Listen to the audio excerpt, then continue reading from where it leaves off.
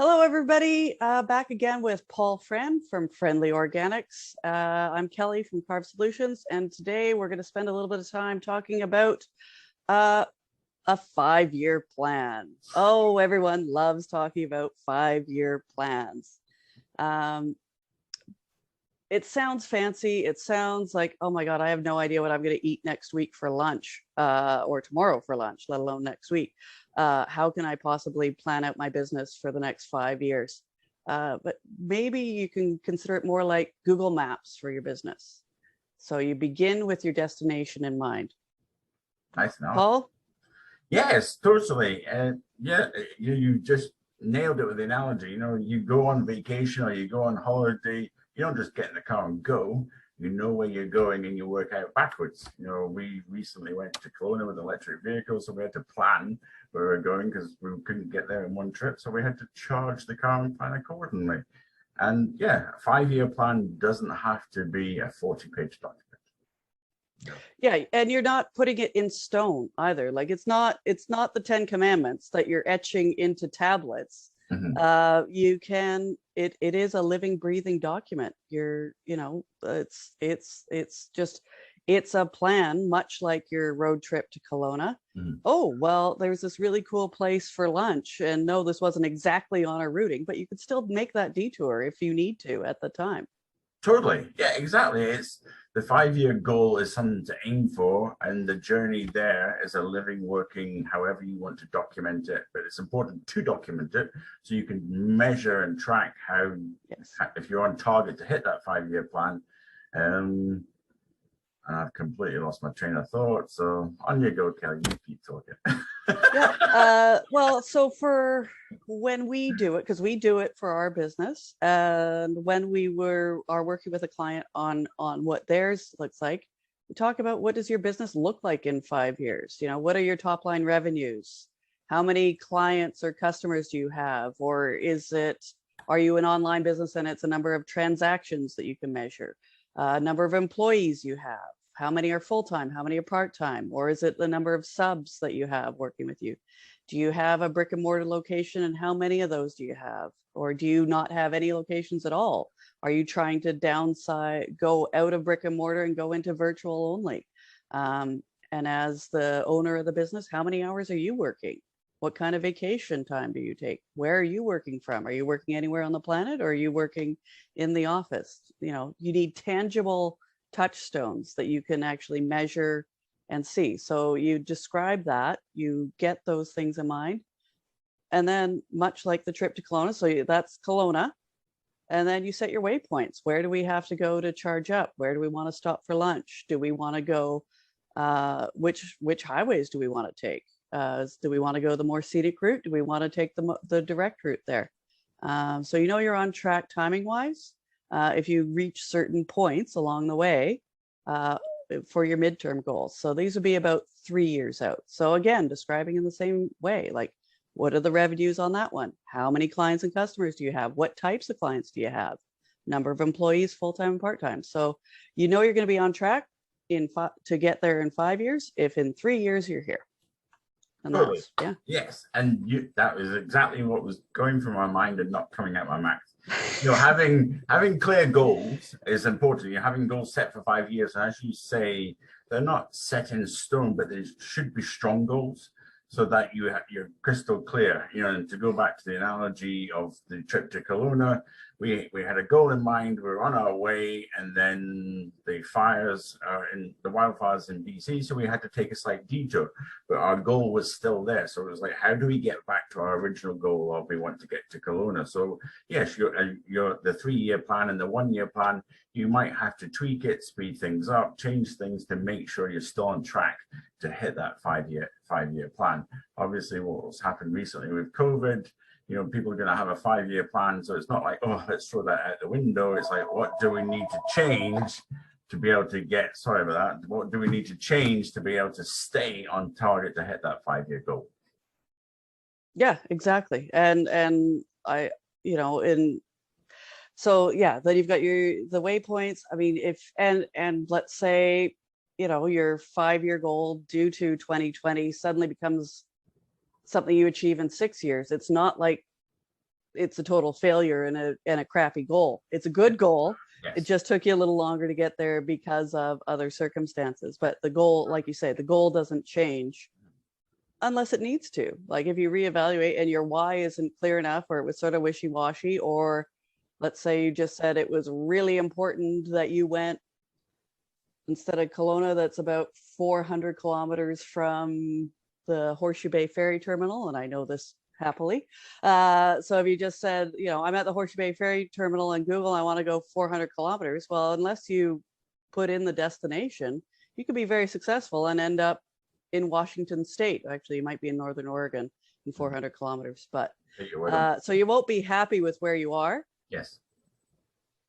But you will have succeeded in going the distance that you want. So it's really clear to be conscious of the destination, and all your other planning comes out of that.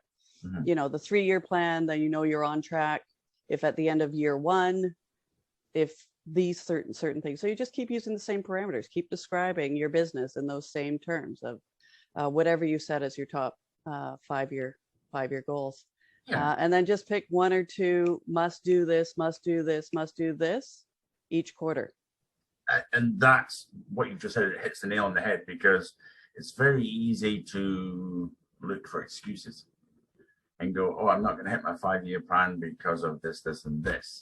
But then you have to dig a bit deeper in part of the reflection, or however the process you choose to use, and go, realistically, why have I missed this milestone? Is it something within my control, or is it something outside of my control? And if it's something within your control, you have to be an adult and honest and go, okay, let's rectify that, get back on target, and hit the 5-year plan.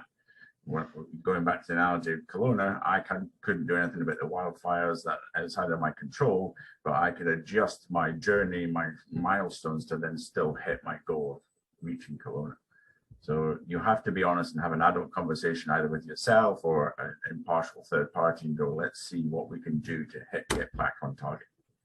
Well, yeah, that should be something that's part of any, once you're down to the nitty gritty and into the planning out your year, you should be looking at what are the challenges that you're going to face in accomplishing your 12-month goals. And then what do you need to do to solve them? Do you need to hire? Do you need to bring in a business coach? Do you need to get somebody to do your marketing for you? Do you need to... Always. By the way, in case you don't know what Paul does, business coach, helps with marketing and business growth. Sorry, I didn't mean to interrupt. Carry on. No, it's okay. But that should be a vital part. And then once you know those things and what you need to do to solve them, that's your year. Yes. Like, so if you can actually fix, the pin in the map, all of for the 5-year plan, fix your destination, all the other steps just fall out of that. So exactly, get really, really clever and clear on why and where. Yeah, and there is some people that try to overcomplicate it. Sorry, I'm talking over the top of it, but it is as simple as that. You set your plan and work backwards, and then you create mini action plans for each of your milestones. And before you realize it, it's almost not to-do list, because that's just dreaming. But your action plan, so there's a bit of strategy and a bit of planning, and then you just get on and do it rather than being reactive again and going, okay, this is where I want to go. What am I going to do today? Okay, so I'm going to book a ferry or whatever. So, take a day or whatever, plan, and then literally you just know every day what you're going to do to be able to hit that 5-year goal. And the people that are successful, that's exactly what they do. They take the time to plan, the time to strategize. Yes, there might be the odd bend in the road or bend in the river or whatever, but they still know where they're going, so they know what to do to get back on track. Yeah, no, absolutely. I couldn't agree more. How often should someone review or redo their 5-year plan? I think it depends on the nature of the business and what's happened within the environment. As a general rule, with some of my clients, we look, I suppose we don't necessarily review, we see if we're on track every quarter to say, okay, are we hitting the 1-year plan?